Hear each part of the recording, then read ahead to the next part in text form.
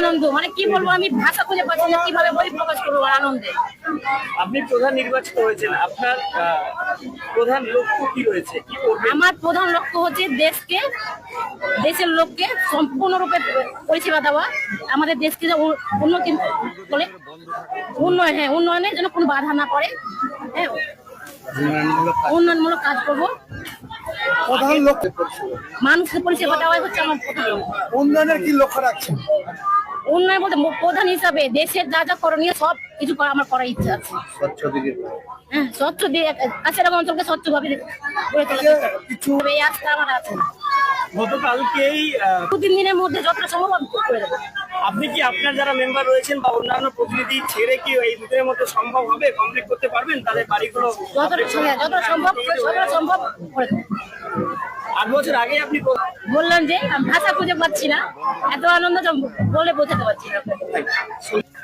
আপনি কোন দলের প্রধান হয়েছেন? আমি টিএমসি প্রধান। আগে কোন দলের প্রধান ছিল? টিএমসি এখন টিএমসি দুটো ভাগ, একটা হচ্ছে ঋতব্রত, একটা হচ্ছে মমতা বন্দ্যোপাধ্যায়। আমরা প্রতীক, হ্যাঁ একটা ঋতব্রত টিএমসি, একটা মমতা বন্দ্যোপাধ্যায় টিএমসি। আপনি কোন টিএমসি? প্রতীকের। হ্যাঁ, মানে প্রতীক যেদিকে যাবে আপনারা সেদিকে থাকবেন। আর আমি সবাইকে গোটা কাশিয়াডাঙ্গা অঞ্চলের মানুষকে যারা আমার পাশে আছে সাপোর্ট করছেন সবাইকে আমি ধন্যবাদ জানাতে চাই আপনাদের মাধ্যমে। আর আমার টিম যারা সব মেম্বার যারা একনিষ্ঠভাবে আমার পাশে থেকে যে আমাকে শক্তি দিয়েছেন সকলকে আমার আন্তরিক ধন্যবাদ। আর সর্বোপরি হচ্ছে আমার দাদা আর আমার হাজবেন্ড।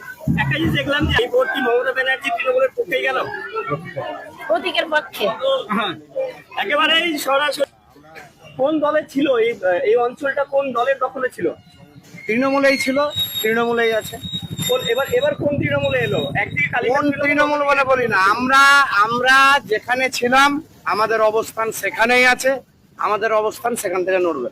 কালীঘাট কোনো কালীঘাট মালিঘাট আমরা বুঝি না, আমরা তৃণমূলে ছিলাম, তৃণমূলের প্রতীক চিনি, আমরা তৃণমূলেই আছি।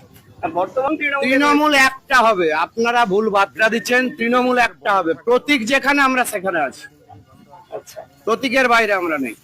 মানে জোড়াফুল যেখানে প্রতীক জোড়াফুল সেখানে আমরা আছি। সেটা যদি মমতা তৈরি, যদি ঋতব্রতের দিকে যাই অবশ্যই। Thank you. আপনার পরিচয় কি? গোলাম মোদাস স্যার।